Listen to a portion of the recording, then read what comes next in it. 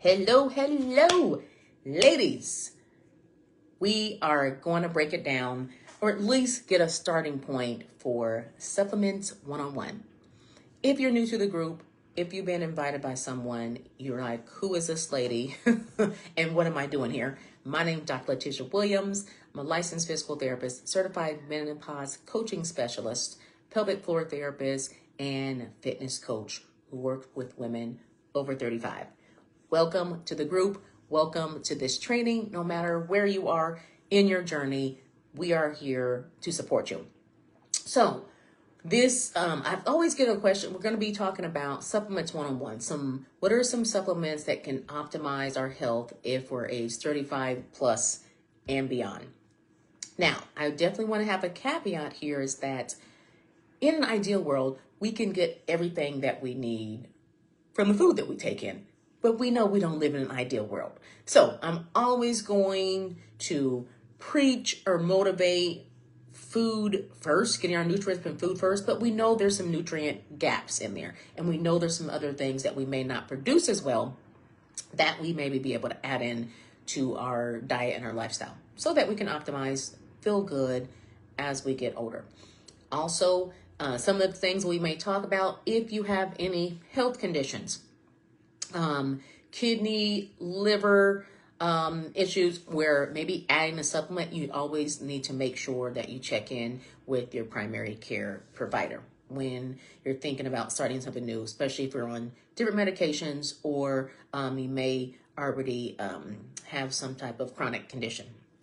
I'm going to be paying attention here down in the comments, looking for some questions and things. Definitely you can drop those down in there. I'll try to catch them as we go. So let's get going. So whether you're here trying to boost your energy, build muscle, maintain weight, support your joints, or fight inflammation, you're in the right spot. So let's go back. If you stay till the end, I'm going to have some bonus inflammation fighting supplements and some protein, some of my good protein picks. And then an extra special for the end there is being able to get access to our supplement cheat sheet.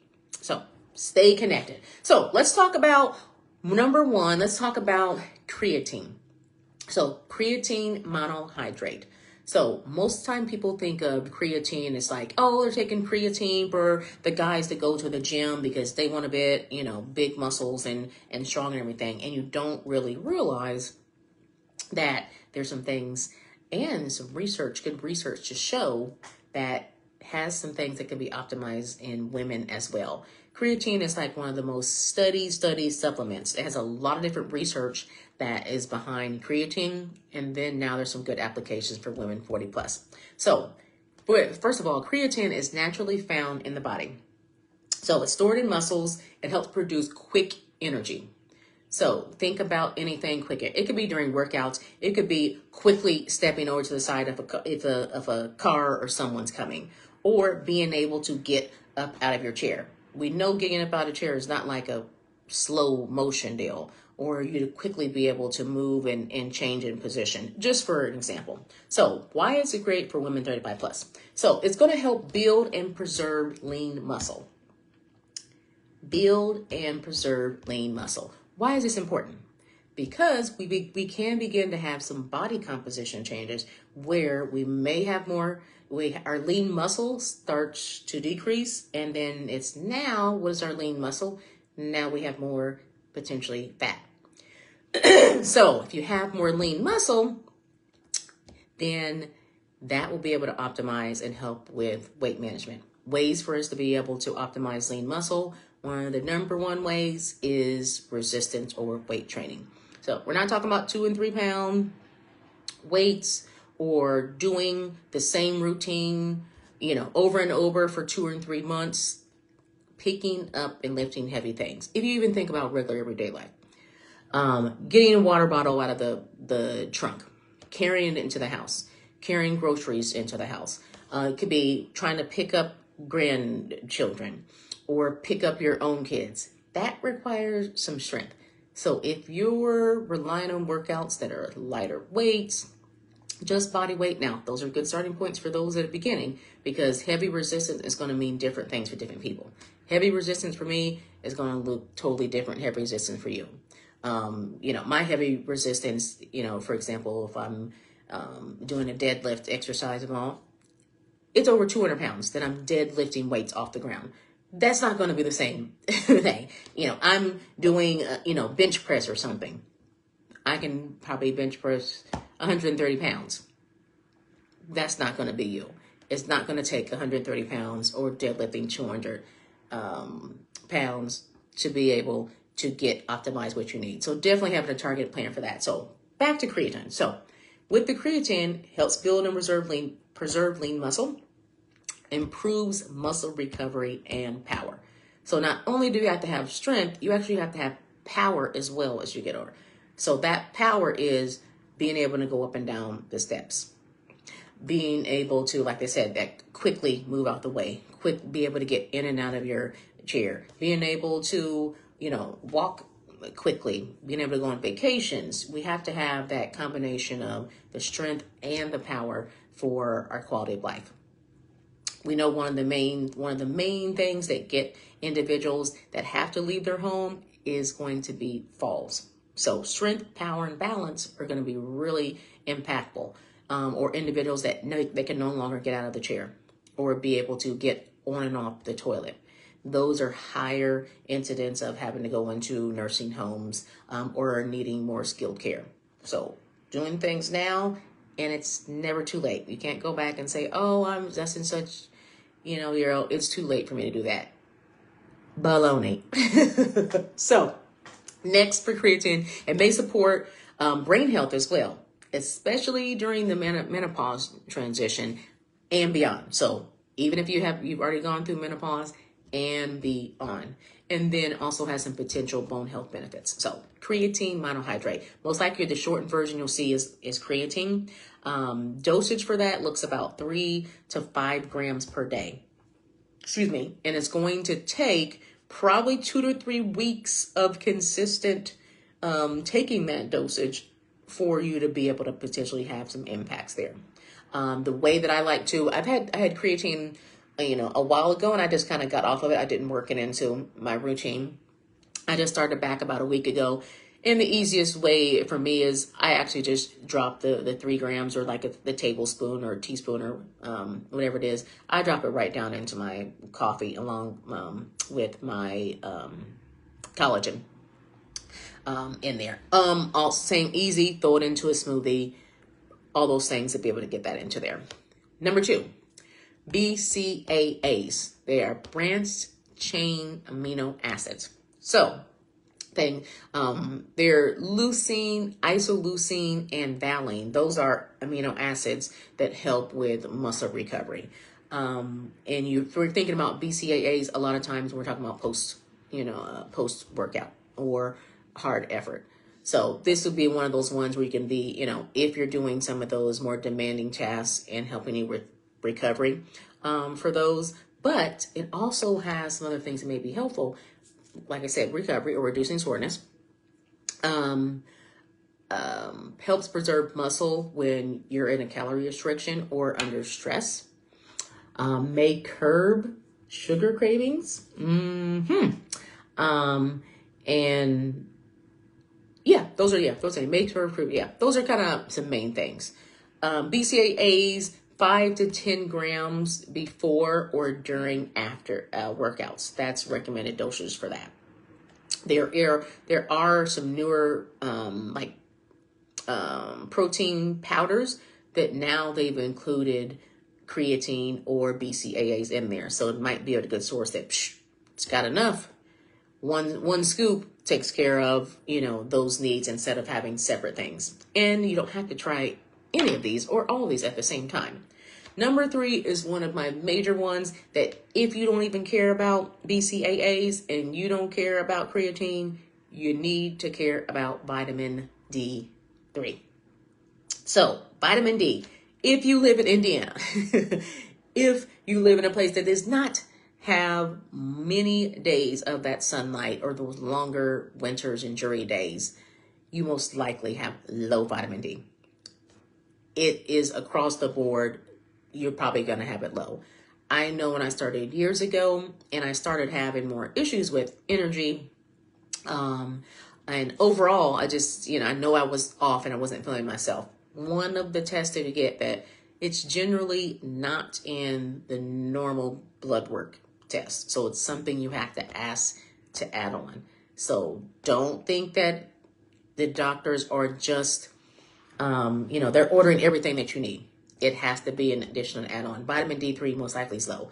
I remember, I think I was like, my number was like 8. And the range for it is like 50 to 100.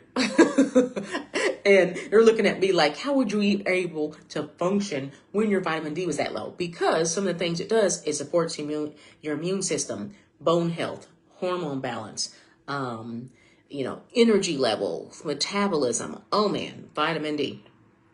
It's a very important nutrient.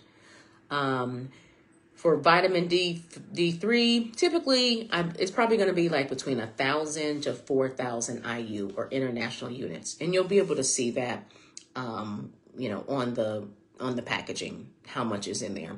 You also want to see, thinking, hey, maybe I need to go ahead and get my vitamin D checked, so you can actually see with the range that you're currently in, and then be able to optimize that, because it might be something that you might have to take for a long term. I know I've been on and off, not being sometimes not consistent, but now definitely on. And I just got my blood work back just today, because I had it tested last April. I was supposed to have tested again. Life kind of got in the way, and then I had my updated numbers. So there was an increase in my vitamin D3 from the last time that I took it, and I've now been on consistent supplement. So a key for vitamin D, when you take it, you want to take vitamin D3 with K2. So look with that D3 plus K2 on the label. And you know what? I can probably shoot, if you guys are interested, I can definitely probably shoot the brands and the supplement brands that I use as well, because I definitely pay attention. I'm not just popping in Walgreens or CVS or the commercial on TV and getting products that way. Let me pause a bit and see. Anybody's having any questions so far about what we've been talking about, or any questions for supplements that you may have heard? Take a little sip here.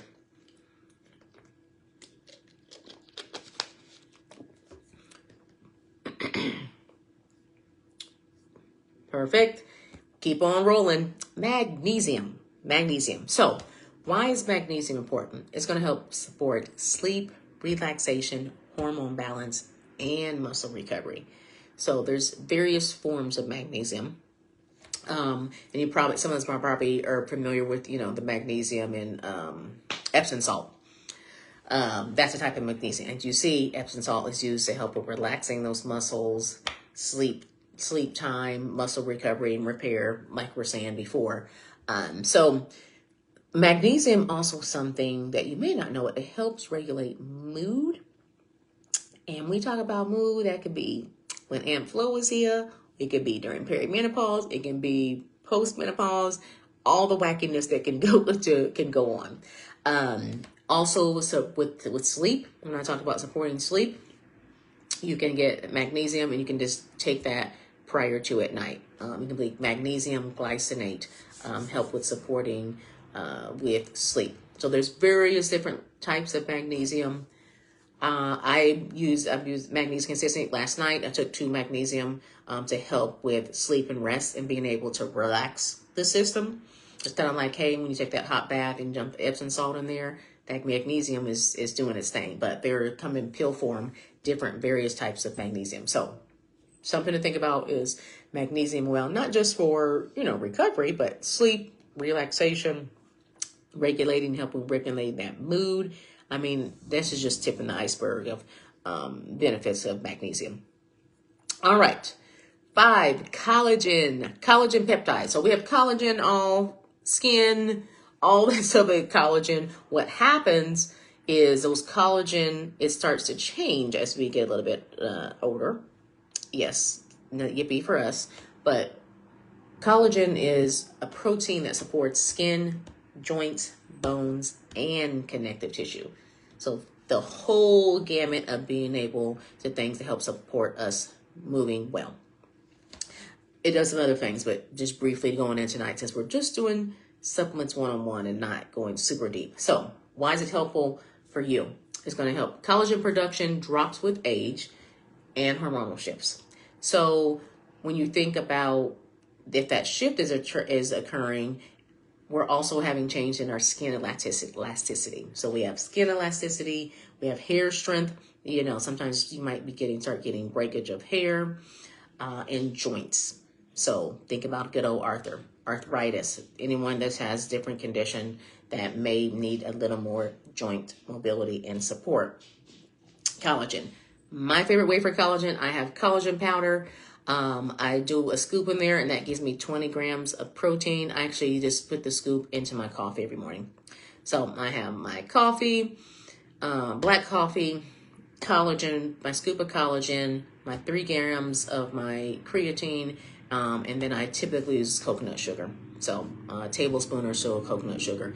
That's my basic, part of my basic routine in the morning when it comes to coffee. So I get my collagen in that way, so I can help support that. So next up, omega-3 fatty acids. So a lot of times people will think omega-3, you know, got to eat a bunch of fish and all that. But really, to even get enough omega-3, and you probably do have, you know, some fish 2 or 3 days a week, but we know we're not going to do that. You know, that's too much fish to be having all the time. So we can supplement. So essential fatty acids. It has EPA and DHA to combine those together. So you'll see those when you look at omega-3 supplements. You'll see the EPA and the DHA together.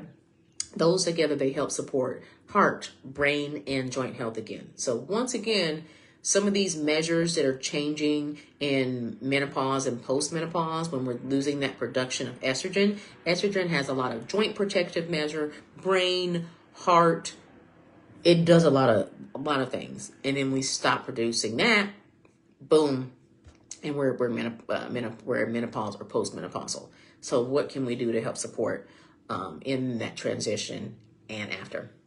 So keys for midlife, omega-3s, when you're thinking about anything inflammation-wise, boom, helps reduce inflammation, supports mood and brain function, and helps maintain cholesterol and blood pressure.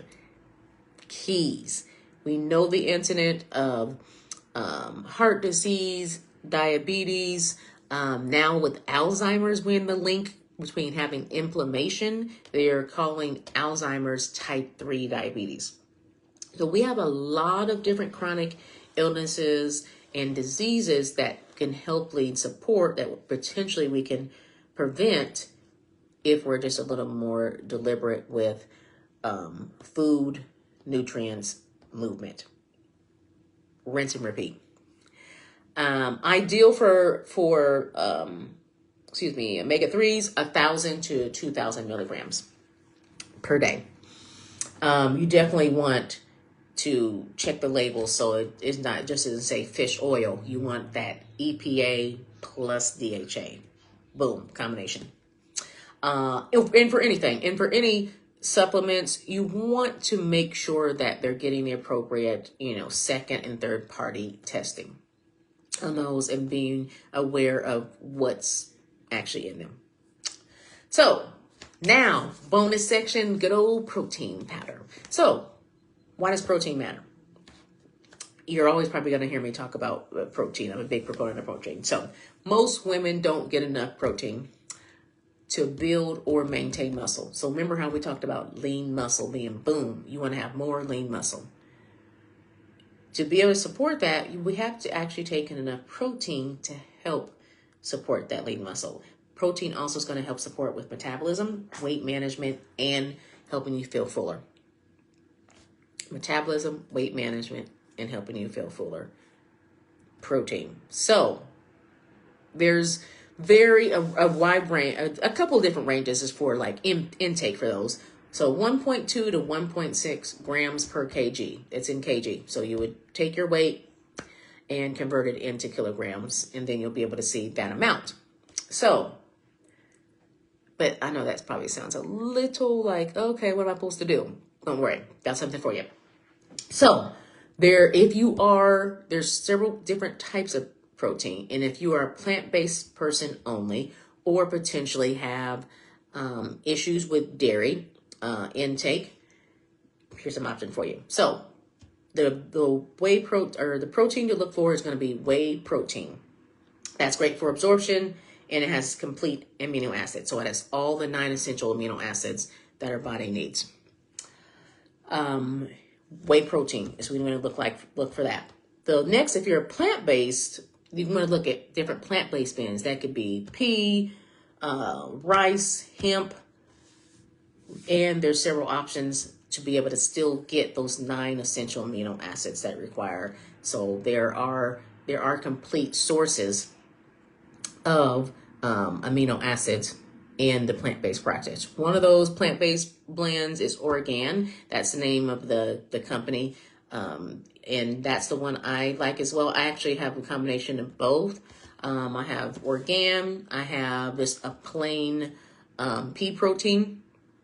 And then I've had some whey protein as well. Sometimes I think with the whey protein, because of that little bit of dairy, I'm maybe a little more sensitive than I used to be. Then I noticed a little bit of some, not stomach issues, but I can tell a difference between the whey protein, and I don't have that same effect when I take in the pea protein. Each level is going to be different on, what a scoop entitles. Typically between 20 to 30 grams is going to be in a scoop, and it's an easy way for like, hey, I have a deficit in protein. I got a plan designed for me, and I'm trying to fit in other ways to get protein. And a lot of times it's just not going to happen in 3 meals. Supplementation, it could be an important part for you for protein. So supplements to help fight inflammation. Probably heard these before. Turmeric or curcumin is anti-inflammatory. We know great for joint pain and general inflammation. Curcumin or turmeric, 500 to 1,000 milligrams of curcumin with black pepper. That black pepper and the curcumin together, it helps us absorb better. Remember that. 2, Boswellia. It's a natural pain and inflammation support. So the dose is that 300 to 500 milligrams per day. Ashwagandha. Many of us probably have heard of ashwagandha. You definitely want to make sure that you're checking sources for those as well. Ashwagandha is good for stress reduction and adrenal support. So our adrenals are the things that are pumping that fight or flight. If we get that overload, then sometimes we can have more weight gain. We're in a high sense of stress. We can increase inflammation. So this has a good adrenal support with ashwagandha. 300 to 600 milligrams per day.